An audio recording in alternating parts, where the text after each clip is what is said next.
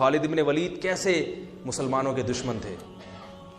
اتنا آپ صلی اللہ علیہ وسلم کے خلاف دشمنی کی, لڑے, تلوار کے زور سے زیر نہیں ہوئے. آپ صلی اللہ علیہ وسلم جانتے تھے خالد بن ولید بڑا غیرت والا آدمی ہے. 70 صحابہ کو خالد بن ولید نے قتل کروایا ہے غزوہ احد میں, اسلام دشمنی میں. لیکن آپ صلی اللہ علیہ وسلم کی بصیرت دیکھو, یہ نہیں کہ ان کو بس کسی طرح مار دو, انہوں نے 70 افراد کو شہید کروایا. نہ, آپ صلی اللہ علیہ وسلم جانتے تھے غیرت مند ہے تبھی تو لڑ رہا ہے,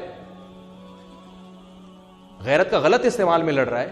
لیکن یہ ان کو یہ کنفیوژن ہے کہ یہ صحیح ہیں اور ہم کیا ہیں, غلط ہیں. یہ سمجھ رہے ہیں ہم نے ان کے باپ دادا کے دین پہ حملہ کیا ہے, حالانکہ اصل ان کے باپ دادا کا دین وہی ہے جو ہم پیش کر رہے ہیں. جہالت ہے, غلطی ہے. کسی طرح ان کو زیر کرو. ایسا غیرت مند آدمی اگر ہمیں مل گیا تو کس کے لیے کام کرے گا؟ جو ہمارے مخلص لڑاکا اللہ کے لیے لڑنے والے 70 کو شہید کر سکتا ہے, وہ اسلام دشمن جو اللہ کے لیے نہیں لڑتے ان کا کیا کرے گا؟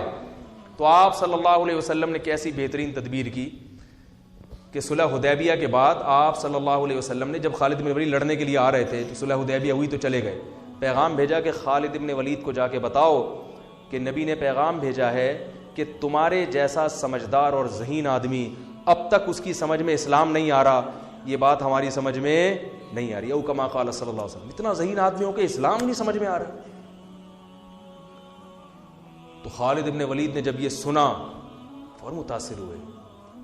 انسان اپنی تعریف سن کے خوش ہوتا ہے. عزت دار لوگ جو ہے نا وہ پیشانی سے پکڑ کے گالیاں دے کے نہیں لین پہ آتے ہیں. وہ عزت دار آدمی آپ اس کو اچھے الفاظ سے دین کی طرف بلاؤ گے تو وہ آ جائے گا. قادیانی بھی اگر دین پہ لانا چاہتے ہو نا اور وہ اس میں آپ کو نظر آتا ہے کچھ, تو پھر آپ کو اس سے بہت محبت سے بات کرنی پڑے گی. یہ نہیں جا کے ایک صاحب گئے نا ایک قادیانی کو دعوت دینے کے لیے, ارے کتے جیسی تیری شکل ہے, اس طرح کی بات مجھے اچھا نہیں لگ رہا ممبر پہ بات کرنا. کتے جیسی تیری شکل, تو تبلیغ کرنے جا رہا ہے, کیا کرنے جا رہا ہے بھائی, اس کو وہ آئے گا. تو خالد بن ولید کا دل کیا ہو گیا, نرم. میں نے کہا غور کرو, تلوار سے نہیں, آرام سے, لڑائی سے ہمیں زیر, اس کا مطلب بزدل ہم ڈر گئے, نہ آرام سے. تو خالد بن ولید آئے اور اسلام قبول کیا. اور پھر آپ صلی اللہ علیہ وسلم نے کہاں بھیجا ان کو؟ غزوہ موتا میں. 3000 کی لڑائی 3 لاکھ سے تھی تقریباً, مجھے پورے اعداد ابھی یاد نہیں ہیں. اور آپ صلی اللہ علیہ وسلم نے ان کو کمانڈر بنا کے نہیں, عام فوجی بنا کے بھیجا. 3 صحابہ کو, جن میں جعفر طیار بھی تھے جو نجاشی کے سامنے تقریر کر کے آئے تھے, وہ میں بھی جلدی سے مکمل کر کے بیان ختم کرتا ہوں. ان میں حضرت جعفر طیار وہ بھی تھے. 2 صحابی اور تھے جن میں آپ صلی اللہ علیہ وسلم کے منہ بولے بیٹے زید ابن حارثہ, جو انتہائی چہیتے حب رسول اللہ. جب کوئی سفارش کرنی ہوتی تھی نا کسی نے, تو حضرت زید ابن حارثہ کو جا کے لوگ بتاتے تھے کہ نبی ان کی بات کو مسترد نہیں کریں گے. ایسے چہیتے کو آپ صلی اللہ علیہ وسلم نے میدان جنگ میں بھیج دیا کہ بھئی رومی حملہ کر رہے ہیں, 3 لاکھ کا لشکر ہے. اتنے چہیتے کو بھیجا آپ صلی اللہ علیہ وسلم نے. یہ آپ کی بھی قربانی تھی. جھوٹا نبی ہوتا کہتا ہے ابے بھائی اپنے کو یہاں رکھو, ٹھیک ہے. کوئی جھوٹا نبی ہوتا ہے نا, کیا کہتا ہے, ابے ان کو تو نہیں, وہ ادھر بھیجو. تبھی آپ دیکھ لیں آج کل جو سیٹ اپ چل رہا ہے نا, چھوڑو ابھی میں زیادہ آگے نہیں جاؤں گا. آج کل جو عجیب سا سیٹ اپ چل رہا ہے, اپنے یہاں دوسرے وہاں, تو ایسا سیٹ اپ چل رہا ہے آج کل. تو نبی صلی اللہ علیہ وسلم نے زید ابن حارثہ کو بھیجا اور جعفر طیار کو, دوسرے عبداللہ ابن رواحہ تھے یا کیا نام تھا ان کا, ایسے مجھے ذہن سے نکل رہا ہے. تو وہ عبداللہ ابن رواحہ رضی اللہ عنہ. آپ صلی اللہ علیہ وسلم نے فرمایا ان میں اگر یہ ایک شہید ہو جائیں تو یہ امیر ہیں, یہ شہید ہو جائیں تو یہ امیر ہے. اور مسجد نبی میں آپ صلی اللہ علیہ وسلم بیٹھ گئے. اب 3 لاکھ کا مجمع ہے اور ادھر تھوڑے سے لوگ ہیں, اور دفاعی جنگ تھی, یہ اقدامی نہیں تھی. ان کو مدینہ آنے سے روکنا تھا. رومی انگریز ہیں. رومی کون تھے؟ جن کو آج انگریز کہا جاتا ہے نا, یہ ان کی اولادیں, انہی کی اولادیں جن سے یہ صحابہ کی لڑائی ہوئی تھی. تو وہ یہ بڑے اس وقت بھی بڑے منظم ہوتے تھے. یہ نبی صلی اللہ علیہ وسلم کی ایک روایت ہے, فرمایا تقوم الساعہ والروم اکثر الناس, قیامت قائم ہوگی پھر بھی رومی دنیا میں زیادہ ہوں گے. تو ایک تابعین نے جب یہ حدیث سنی, انہوں نے کہا کہ یہ ساری قومیں دنیا سے ختم ہو رہی ہیں, اسلام کی تلوار کے نیچے آ رہے ہیں, رومی رہیں گے آخر تک. تو کوئی ان میں یقیناً کوالٹی ہوگی جس کی وجہ سے مسلمان ان کو قرب قیامت تک ہی, گورے تبھی تو دیکھو نا اب تک ہیں, اتنی بڑی بڑی طاقتیں ہیں. باقی روم اور فارس غائب ہو گئے, پتہ ہی نہیں کہاں. اتنی بڑی بڑی طاقتیں تھیں جو ان سے زیادہ مضبوط تھی رومیوں سے. تو انہوں نے جب اپنا خفیہ نمائندہ بھیجا نا کہ ان میں دیکھیں یہ کیا ان کی کوالٹی ہے جس کی وجہ سے یہ ایسی شکست نہیں ہوگی، ان کو ان سے جنگ رہے گی. تو انہوں نے یہ نوٹ کیا کہ ان کی کوالٹی یہ ہے. دیکھو صحابہ بھی سیکھتے تھے غیر مسلموں سے بھی، غیر مسلموں میں سے بھی سیکھتے تھے ان کے اندر کیا کوالٹی ہے تاکہ وہ کوالٹی ہم اپنے اندر بھی پیدا کریں. کون سی بات ہے ان میں؟ تو وہ سیکھنے کے لیے گئے. تو جا کے دیکھا تو انہوں نے رپورٹ جو بنائی، جو رپورٹ پیش کی وہ یہ تھی کہ ان کو جب شکست ہو جاتی ہے تو یہ دوبارہ لڑائی اس وقت تک نہیں لڑتے جب تک اس شکست کے اسباب پہ غور کر کے اس سبب کو دور نہ کریں. وہ غلطی دوبارہ نہیں دہراتے یہ. اب دیکھو امریکہ افغانستان میں آیا، رشیا والا اسٹائل نہیں ہے امریکہ کا، اس لیے کہ اس کو پتا تھا کہ رشیا جس اسٹائل میں آیا تھا طاقت اور قوت کے بلبوتے پر زمین پہ فوج اتار کے پٹھانوں سے پنگا لے لیا اس نے، ہے بھائی، اور پٹ کے واپس جا رہے. اب ہم لوگ تو مسلمان ہیں نا، صحابہ کے طرز پہ تو ہم چل نہیں رہے، ہم تو وہی غلطی بار بار دہراتے رہیں گے، کرتے رہیں گے. ایک دفعہ وہ پٹ کے آیا، اب جاؤ تم بھی پٹ کے آ جاؤ. ہم تو یہ کرتے رہتے ہیں. ہمارے یہاں کوئی ایسا نہیں ہے کہ بیٹھ کے غور کرو بھائی یہ کیوں ہوا، ملک میں یہ نقصان کیوں ہوا، آئندہ نہ ہو لہذا اس کی تلافی ہو. جیسے بھی قادیانیوں کا جو بل پاس ہو گیا ایک دم سے قادیانیوں کی حمایت میں، تو اس پہ غور ہونا چاہیے یہ ہوا کہاں سے ہے، اس پہ تسلی سے غور ہو کے پھر وہ لوگ سامنے آ جاتے، پھر آئندہ کے لیے ایسا نہ ہو. ان سب چیزوں پہ غور ہونا چاہیے نا.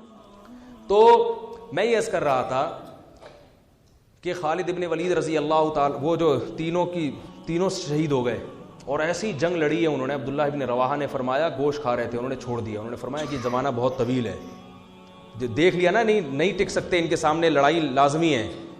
تو ایک صحابی نے تو اپنی بیوی کو طلاقیں دے دی وہاں کھڑے ہو کر. انہوں نے کہا بیوی یاد آ رہی ہے جس کی وجہ سے میں جنگ میں لڑ نہیں پا رہا، تو اس کو طلاق دی تاکہ اب نہ بچوں کی فکر نہ بیوی کی فکر. اب کیونکہ لڑائی اتنی سخت تھی، ظاہر ہے کوئی ریشو نہیں بنتا نا، اتنے بڑے لشکر کو بھگانے کا کوئی تناسب ہی نہیں بنتا نا، کوئی جنگ کا کوئی کچھ تو ہو. تو اب تو ظاہر ہے صرف جذبہ ہی ہے اور بھرپور لڑائی ہے موت کی.